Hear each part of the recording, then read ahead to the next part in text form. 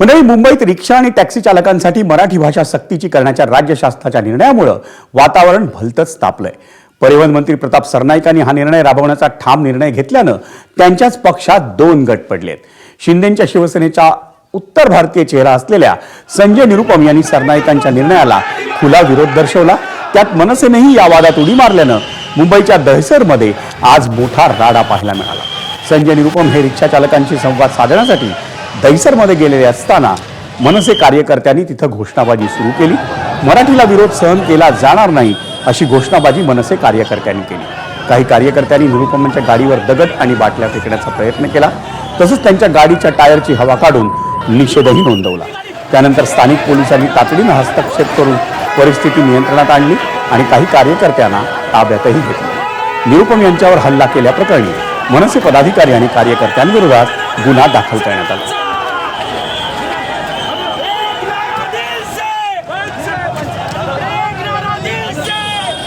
भाषा प्रेम का माध्यम है, भाषा संवाद का माध्यम है। भाषा के नाम पे वाद विवाद नहीं होना चाहिए। हमारा आग्रह सिर्फ इतना है, मैं अपने ऑटो वाले भाइयों के साथ संवाद करने के लिए आया हूं, विवाद करने के लिए नहीं।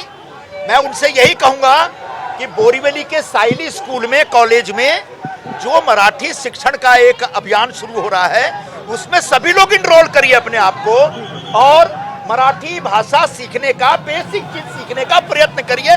ऐसा आग्रह कहीं गलत नहीं है। तो गाड़ी की हवा काट दी गई तो मैं यहाँ रुकूंगा, बैठूंगा 2 दिन, मुझे क्या तकलीफ है? अबे पुलिस वालों से पूछिए। गाड़ी की हवा कौन करना देते?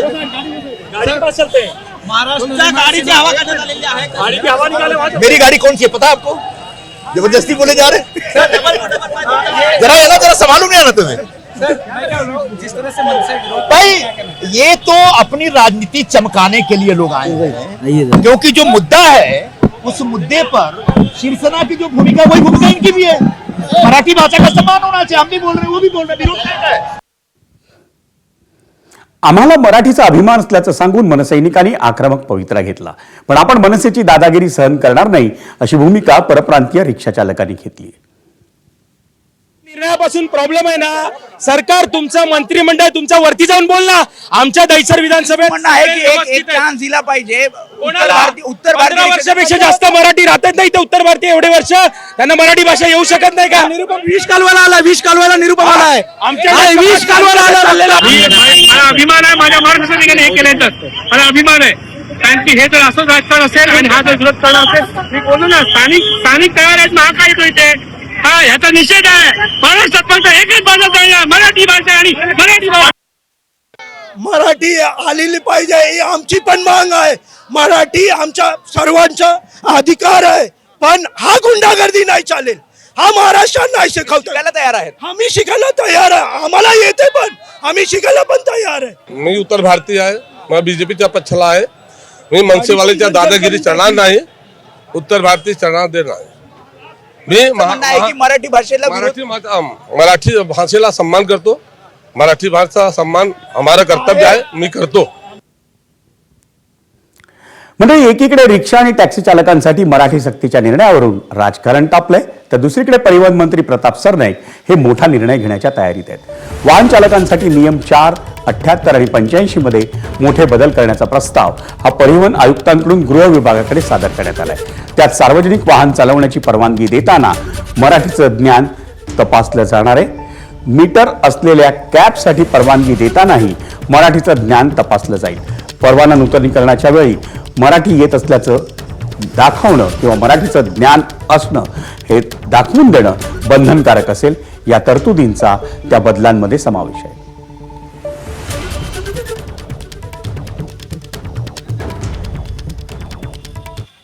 आणि मराठी सक्तीवरून शिवसेनेतच दोन गट पडले, त्यावरून राजकीय प्रतिक्रिया उमटल्यात। पाहूयात नेमकं काय घडतंय।